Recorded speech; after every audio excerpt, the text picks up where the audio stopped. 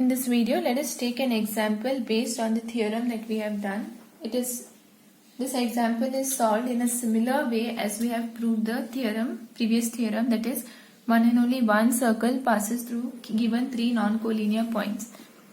Now suppose you have an arc given to you. Suppose you are given an arc of a circle. Now only little bit is given to you. You have to complete this circle. Now if you want to do that, okay, just like the way we proved the theorem, what we do is we have to find its center and radius. Now if you want to complete this arc into a circle, you should know what is the center of this circle and radius. If you know the center and radius, you must have seen, if I know when I draw a circle, if I know the center, I need the center and I need the radius, correct? So whatever radius it is, if I know the center and the radius, then I can draw the circle. So if only one small part of the circle or arc is given to you, how can you draw a circle? Suppose the arc is here named as PQ. Suppose the name of the arc is PQ.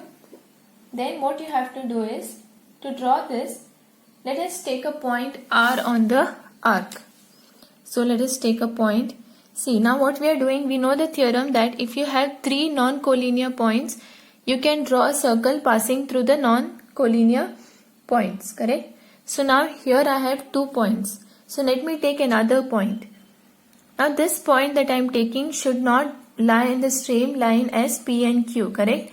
So I can take outside it. So let me take a point here on the arc of the circle.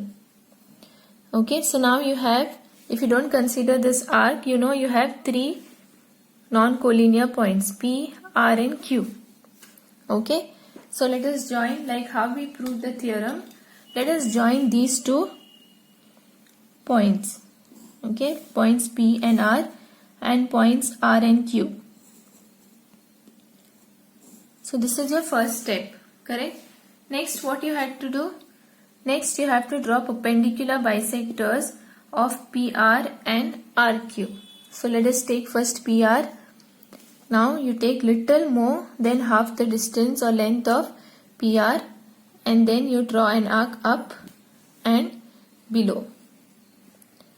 Then you take the point P without changing the distance or the length. You draw the arc above and below.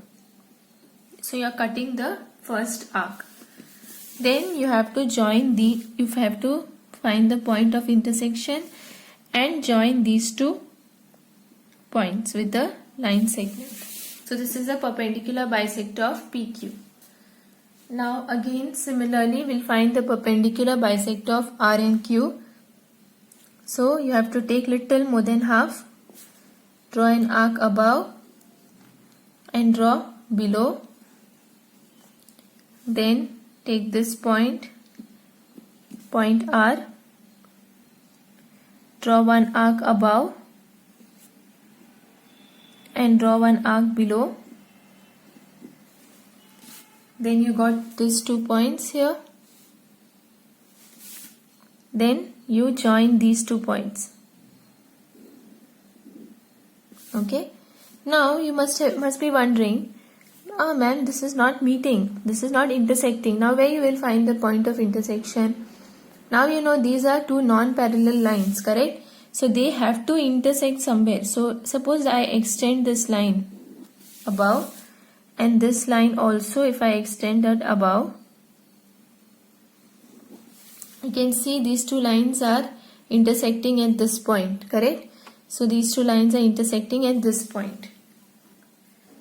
Okay, so I got now point of intersection. Now from this point, this distance, so distance, let me name the point. So I name the point as O. From this point, you know the distance OP, this distance OP, distance OR and OQ all will be at the same distance, or they will be equal.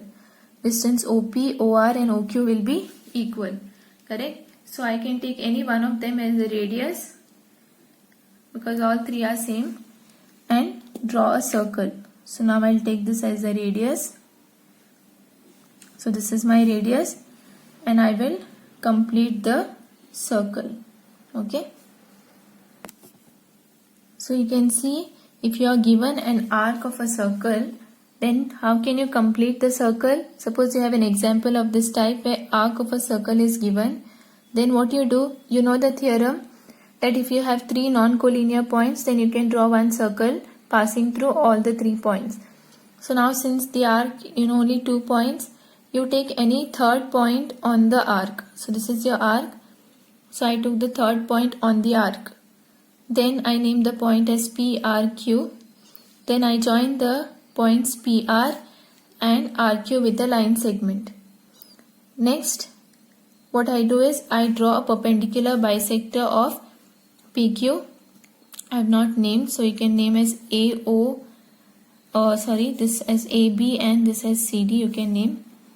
Then I drew a perpendicular bisector AB of PR and perpendicular bisector CD of RQ. And the perpendicular bisectors AB and CD, they intersect at this point.